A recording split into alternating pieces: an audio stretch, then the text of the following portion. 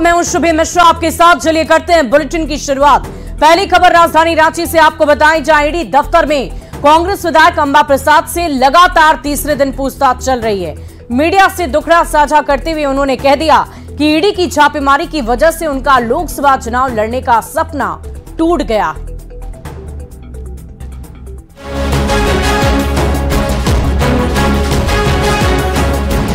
ED के छापे ने कांग्रेस विधायक अंबा प्रसाद का रांची से दिल्ली जाने का सपना तोड़ दिया। जी हां, ये दर्द खुद बयां किया है कांग्रेस विधायक अंबा प्रसाद ने। 27 दिन पहले 20 ठिकानों पर पड़े छापे को लेकर पिछले 3 दिन से ईडी की पूछताछ का सामना कर रही अंबा प्रसाद का कहना है कि हजारीबाग से उनका चुनाव लड़ना तय था। आला कमान से टिकट मिलने का संकेत भी मिल गया था, पर ईडी की छापेमारी ने संसद जाने का सपना फिलहाल तोड़ दिया है। जो भी कैंडिडेट जिस क्षेत्र में जीतने की संभावना है जिस कैंडिडेट का, उसको ज़रूर टिकट दिया जाएगा। और महिलाओं को भी कोशिश किया जा रहा है इसमें लेने का। देखिए, मैं खुद महिला थी, मुझे तो टिकट मिल रहा था ना, लेकिन दिन भर ईडी में रह के हम कैसे चुनाव लड़ेंगे। और आपको लगता है कि आपकी टिकट ईडी की वजह से कट गई? आपको क्या लगता है, आप बताइए। ये समझने वाली बात है और ये बहुत बेसिक चीज़ है, हर कोई जान रहा है। अंबा प्रसाद कांग्रेस के टिकट पर 2019 का विधानसभा चुनाव जीतकर पहली बार विधायक बनी। उस समय उन्हें 44.13% वोट मिला था, जबकि दूसरे स्थान पर रहे आजसू प्रत्याशी को सिर्फ 30% वोट मिले थे। उस समय वो झारखंड विधानसभा में सबसे कम उम्र की विधायक थी। उनके पिता योगेंद्र साहू और मां निर्मला देवी भी बड़कागांव से विधायक रह चुके हैं। इस बार वो लोकसभा चुनाव लड़ने की तैयारी कर रही थी, पर ईडी के छापे ने उनकी राजनीतिक महत्वाकांक्षा को तोड़ दिया है। और कैंडिडेट्स अपने आलाकमान हर किसी पे नजर बनाए हुए हैं। जो भी कैंडिडेट जिस क्षेत्र में जीतने की संभावना है जिस कैंडिडेट का, उसको ज़रूर टिकट दिया जाएगा। और महिलाओं को भी कोशिश किया जा रहा है इसमें लेने का। देखिए, मैं खुद महिला थी, मुझे तो टिकट मिल रहा था ना। फिलहाल ईडी की जांच का सामना कर रही अंबा प्रसाद का रांची से दिल्ली जाने का सपना टूट गया है। अब उन्होंने केंद्रीय जांच एजेंसी की कार्रवाई में इंसाफ मिलने की उम्मीद जाहिर की है। गौरव झा, न्यूज़ 18, रांची। वहीं जेएमएम विधायक लोबिन हेम्ब्रम ने राजमहल से निर्दलीय चुनाव लड़ने का ऐलान कर दिया है। जवाब में जेएमएम महासचिव सुप्रियो भट्टाचार्य ने कहा है कि संथाल परगना में अब तक जिसने भी जेएमएम से बगावत की है वो कहीं का नहीं रहा।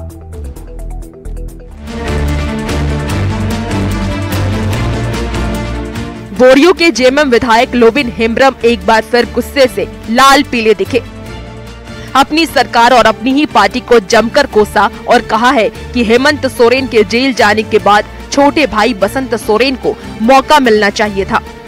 बहुत लोग कहते हैं कि आप कल्पना सोरेन से क्यों नहीं मिले। मैं बोलता हूं कि कल्पना सोरेन कौन होती है। भले वहां पर बसंत सोरेन से मिलना होता तो हम मिले भी, और भी मिलना होता था, मिलते। स्वर्गीय दुर्गा सोरेन जी के बाद हेमंत सोरेन को मुख्यमंत्री बनने का सौभाग्य प्राप्त हुआ। और हेमंत सोरेन जेल जाने के बाद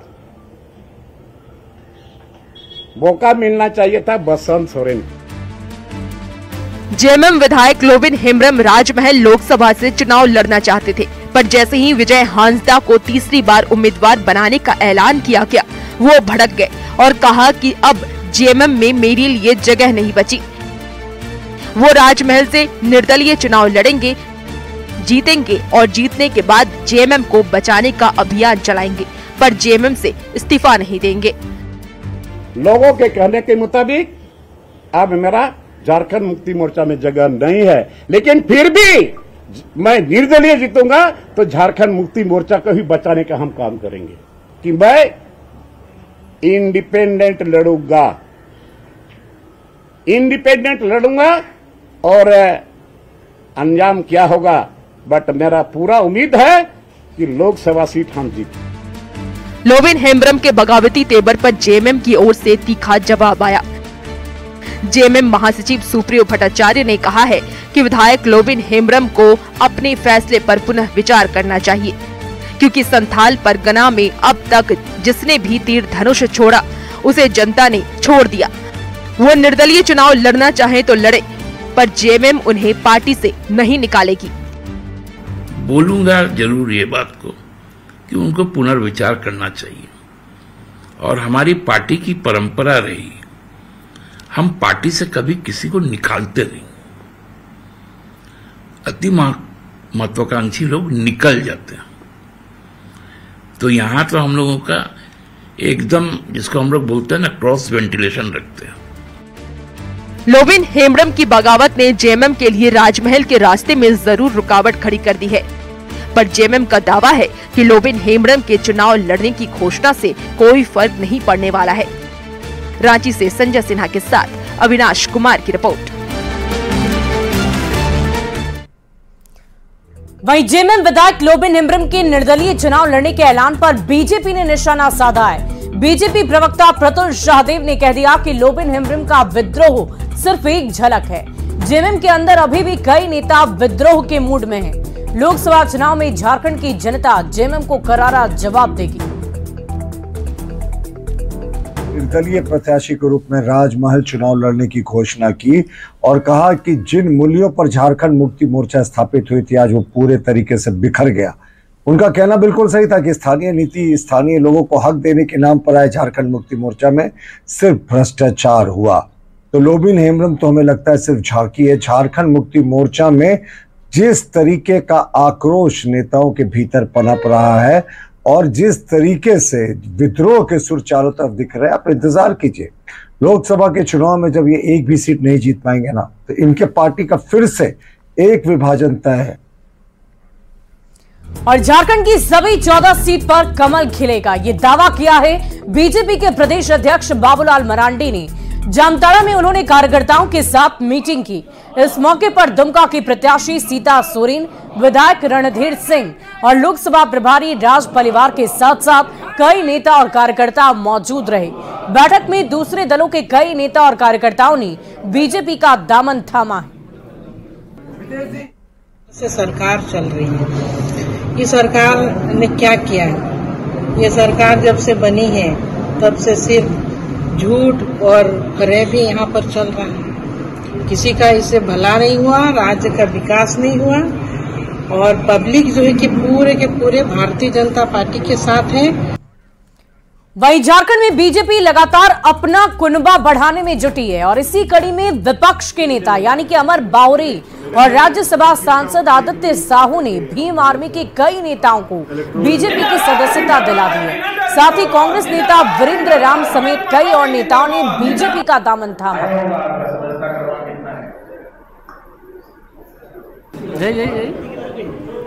में लोग आस्था व्यक्त कर रहे हैं।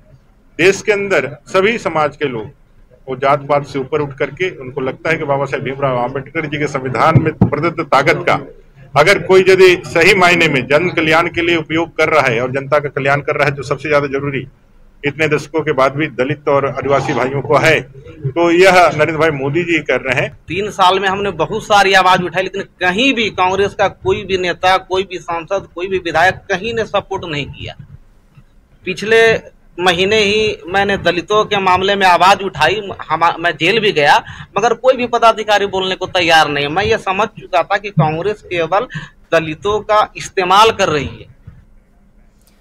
वहीं पूर्व मंत्री और सिंहभूम की जेएमएम प्रत्याशी जोबा मांझी ने पूर्व सांसद विजय सिंह की समाधि स्थल पर श्रद्धांजलि अर्पित की है। इस मौके पर उन्होंने कहा कि झारखंड की जनता जेएमएम गठबंधन के साथ है और आने वाले चुनाव में गठबंधन की जीत मानो तय है। चुनौती हमेशा रहता है और चुनौती के लिए हमेशा हम लोग तैयार भी रहते हैं और उसका नतीजा अब 30 साल का उल्लेख किया है। इसीलिए चुनौती है, हम उस चुनौती को हम सभी मिल करके, पूरा गठबंधन मिल करके उसको हम लोग सफलता मिलेगा और भारी बातों से जिस भी दल से उम्मीदवार मिलेगा हम लोग तन मन धन से पूरी तन्मयता के साथ सारे कार्यकर्ता हम लोग गठबंधन दल के प्रत्याशी को जिताने का काम करेंगे। वहीं जमशेदपुर में उल गुलान महारैली की तैयारियों को लेकर जेएमएम कार्यकर्ताओं की बैठक आयोजित हुई और इस मौके पर घाटशिला के विधायक और जेएमएम के जिला अध्यक्ष रामदास सूर्य ने कहा कि न्याय उल गुलान महारैली में पूर्वी सिंहभूम से 20,000 से ज्यादा कार्यकर्ता शामिल होंगे।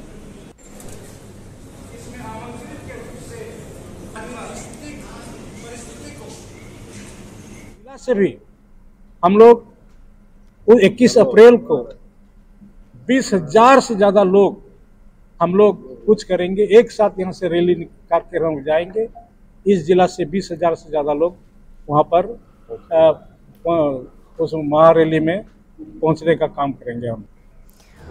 वहीं झारखंड के अल्पसंख्यकों को लोकसभा का टिकट नहीं मिलने से मुस्लिम समुदाय में रोष दिख रहा है। मुस्लिम मजलिसे उलेमा के प्रेसिडेंट मोहम्मद अब्दुल्ला अजहर कासमी ने कहा कि दोनों दलों से अल्पसंख्यकों को 2 टिकट मिलने की उम्मीद थी, पर हर पार्टी ने मुस्लिमों की उपेक्षा की है। न्याय यात्रा में कहते हैं कि जिसकी आबादी जितनी होगी उसकी हिस्सेदारी होगी। झारखंड में 14 से 18% के बीच मुसलमान रहते हैं, 1 सीट ये नहीं देना चाहता है। तो हम तो ये साफ साफ कहना चाहेंगे कि राहुल गांधी और माननीय नरेंद्र मोदी दोनों का सोच डीएनए एक ही है। बढ़ते हैं अगली खबर की ओर। खबर साहिबगंज से, जहां 92 वर्षीय बुजुर्ग मतदाता खलील अंसारी अब तक एक बार भी वोट नहीं दे सके हैं। उन्हें अपने वोट की कीमत तो पता है, पर वो जब भी वोट देने गए वोटर आई कार्ड नहीं होने पर उन्हें वोट देने से रोक दिया गया। इस बार भी वो वोट देना चाहते थे, पर उनका मतदाता पहचान पत्र नहीं बन सका और इसी पर झारखंड के मुख्य निर्वाचन अधिकारी ने रजिस्ट्रेशन कराने की बात कही है। नहीं है आपका सामने कौन हो तो कम से कम वोट तो दे दीजिए, तो वो भी नहीं। तो आपका वोटर कार्ड बना है? नहीं बना है। कभी वोट दिए हैं आप? नहीं दिए, कैसे देंगे? वैसे ढुकने नहीं देता है। अच्छा, सब कोई जाता है वोट देने के लिए, आप नहीं जाते, कैसा लगता है आपको? कान करके घूर आते हैं। अच्छा, रो करके हम चला आते। अच्छा, हमारा भी तो शौक है। ये हमारा मतलब दादा ससुर लगेंगे। इनका नाम है खलील अंसारी। इनका 92 साल हो चुका है, अभी तक इनका मतलब वोटर कार्ड नहीं बना है, इसलिए मतदान केंद्र में अभी तक ना पहुंच पाए हैं। अब इस साल सोच रहे हैं कि इनका मतदान केंद्र पहुंचना बहुत जरूरी है। इनका वोटर कार्ड बन जाएगा तो ये अपना हक अदा कर सकते हैं, मतदान दे सकते हैं। उनका ये भी क्लियर नहीं था मैं कैसा मताधिकार का प्रयोग करें, मेरे के लिए तो दिखने में दिक्कत हो रही है। उनका पास भी मैं 49 ईएन कंडक्ट ऑफ इलेक्शन रूल के बारे में बताया था, उनको समझाया था कैसे ये कंपेनियन के साथ में जाके कैसे अपने मताधिकार का प्रयोग करा सकते हैं। उससे अभी उनका निबंधन का भी कार्यक्रम शुरू हो गया, उनका फॉर्म 6 प्राप्त हो गया। इस बार वो अपने मताधिकार का प्रयोग करेंगे। मतदान यानी अपने मतों का अधिकार।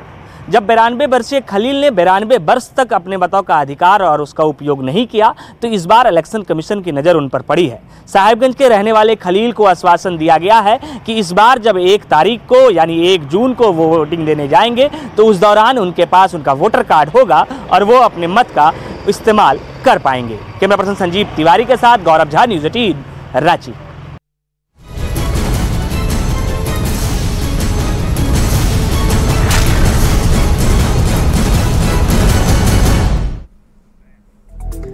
अगली खबर जमशेदपुर से, जहां मिट्टी खुदाई के दौरान मिट्टी धंसने से 3 महिला की मौत हो गई।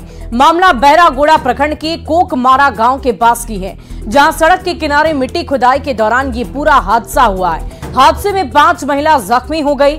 सभी घायलों को एम्बुलेंस से बैरागोड़ा सीएचसी लाया गया।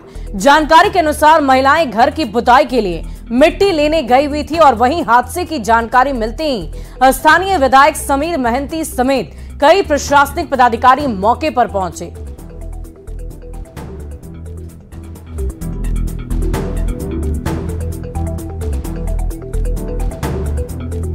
महिलाएं वहाँ पे जो है अपने घर के कार्य हेतु, जैसे हम लोग के ग्रामीण क्षेत्रों में मिट्टी से लोग अपने घर को थोड़ा सा लीपते पोतते हैं, उसके लिए वो मिट्टी लेने के लिए गई हुई थी। गड्ढा थोड़ा गहरा होने के कारण वो लोग जब गहराई में उतर के वहाँ पे खुदाई कर रही थी तो उस कारण अचानक से मिट्टी ढह गई, जिसके चलते अभी तक सूचना है कि 3 महिलाओं की मृत्यु हुई है और कुछ महिलाएं 5 महिलाएं करीब घायल हैं।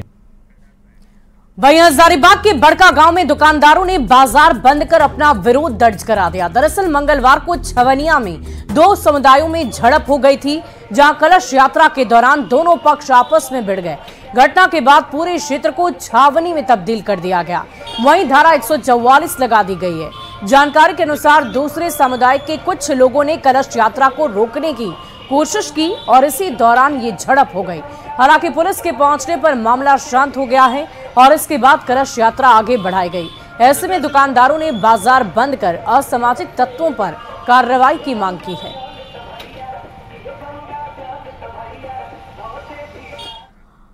अगली खबर राजधानी रांची से, जहां हिसाग में स्थित इमाम बाड़ी की घेराबंदी का मामला तूल पकड़ने लगा है। वहीं अब कांग्रेस नेता अजय नाथ शाहदेव ने इसको लेकर कहा कि जमीन को लेकर आर्मी के दावों की जांच होनी चाहिए, क्योंकि लंबे वक्त से यहां के लोग इस जमीन को इमाम बाड़ी के तौर पर ही जानते हैं।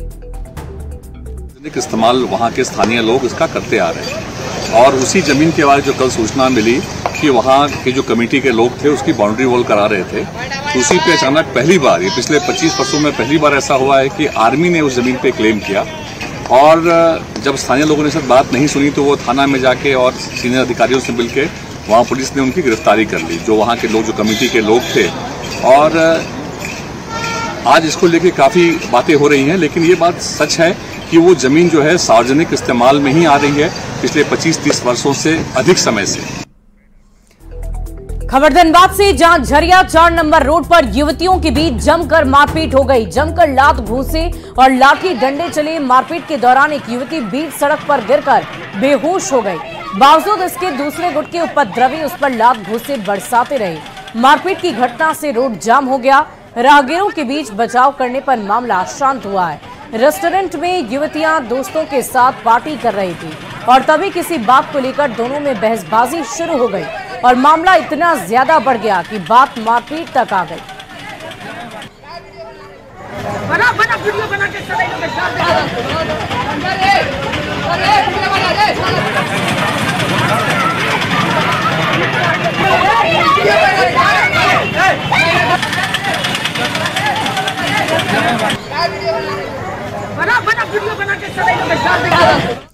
और जमशेदपुर के एमजीएम अस्पताल में लापरवाही का असर गरीब परिवारों पर पड़ रहा है। सरकारी एम्बुलेंस रखे रखे कबाड़ हो रही है, जबकि प्राइवेट अस्पतालों के एम्बुलेंस मरीज से 4 गुने पैसे वसूल रहे हैं। और यही नहीं, एमजीएम अस्पताल कैंपस में एम्बुलेंस के उपकरण भी चोरी हो गए। बावजूद एमजीएम अस्पताल प्रबंधन मौन है। जायजा लिया संवाददाता आशीष तिवारी ने। झारखंड में स्वास्थ्य विभाग लगातार दावे करता है और वो सभी दावे खोखले साबित होते हैं और इसे मैं हकीकत में दिखाने का प्रयास कर रहा हूं। जमशेदपुर स्थित कोल्हान का सबसे बड़ा एमजीएम अस्पताल, ये आप देख सकते हैं। यहाँ पर दर्जनों एम्बुलेंस जो है वो खड़े खड़े कबाड़ होते जा रही है। और सबसे बड़ी बात ये है कि ये एम्बुलेंस जो मैं आपको दिखा रहा हूँ, कि आप देखिए मेरे पीछे जो ये एम्बुलेंस है, वो मैं कैमरे के माध्यम से आपको अंदर के दिखाने का प्रयास करूंगा कि ये नंबर आप देख सकते हैं कि रांची नंबर है। रांची से ये एम्बुलेंस आया था, करोड़ों की लागत से ये एम्बुलेंस आया था। इस एम्बुलेंस में सबसे बड़ी बात है कि वेंटिलेटर से लेकर तमाम ये सुविधाएं यहाँ पर थी। आप देख सकते हैं कि पूरी तरह से ऑक्सीजन, वेंटिलेटर, तमाम मरीजों के लिए हर वो सुविधाएं यहाँ दी गई थी, जिससे मरीज को अगर इमरजेंसी पड़ती है तो दूसरे राज्य में भी ले जा सके। देखिए इसमें एम्बुलेंस में फोन भी लगा हुआ है बाकायदा और तमाम उपकरण यहाँ पर थे। मगर धीरे धीरे करके ये एम्बुलेंस का कांच टूटता है और रखे रखे पूरी तरह से इस एम्बुलेंस के अंदर के जितने भी उपकरण है वो धीरे धीरे चोरी हो जा रहे हैं। नहीं, और एक तरफ जहाँ सरकारी एम्बुलेंस खड़े खड़े कबाड़ हो रहे हैं, तो दूसरी तरफ जमशेदपुर के कोल्हान के सबसे बड़े एमजीएम अस्पताल में प्राइवेट एम्बुलेंस को बढ़ावा दिया जा रहा है और गरीब मरीजों से लगातार जो है ज्यादा पैसा लेकर मरीजों को यहाँ से वहां ले जाया जाता है, जिसका खामियाजा जो है गरीब परिवार को भुगतना पड़ रहा है। मगर इस तरह सरकारी जो कबाड़ एम्बुलेंस हो रही है, इसका जिम्मेवार कौन है? आखिर क्यों अस्पताल प्रबंधन आंख कुंभकर्णी नींद सोए हुआ है और प्राइवेट जो एम्बुलेंस है उसको क्यों बढ़ावा दिया जा रहा है? और लगातार जो है प्राइवेट एम्बुलेंस जो है वो गरीब परिवारों से दुगने के चौगुने पैसे वसूल रहा है। मगर अब देखना यह है कि इस खबर के बाद जो कुंभकर्णी नींद एमजीएम अस्पताल प्रबंधन सोया हुआ है, उसकी आंख कब तक खुलती है और कब तक इस व्यवस्था को दुरुस्त किया जाता है। न्यूज़ 18 के लिए जमशेदपुर से आशीष कुमार तिवारी। और फिलहाल इस बुलेटिन में अभी के लिए बस इतना ही, लेकिन न्यूज़ 18 बिहार झारखंड पर खबरों का सिलसिला लगातार जारी है।